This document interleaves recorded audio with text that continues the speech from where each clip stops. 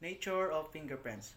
Fingerprints is a composite of a ridge outlines which appears on the skin surface of the bulb on the inside of the end of joints of the finger, thumb, on the palm and the soles of the feet. The ridges appearing in a fingerprint are commonly referred to as papillary or frictional ridges.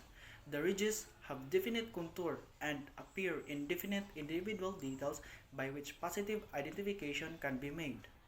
Fingerprint as a sign is the identification of a person by means of ridges appearing on the finger, on the hand, and on the sole of the feet.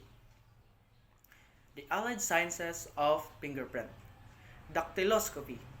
The practical application of the fingerprint identification of a person through examination and comparison of fingerprint.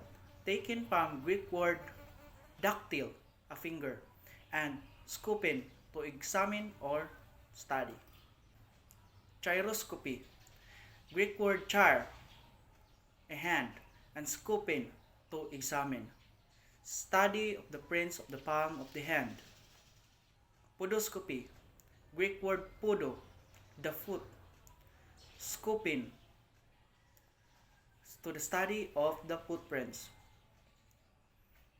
Poroscopy. Greek word poros, a pair, and scopin, to examine. Study of the arrangement of the sweat pores.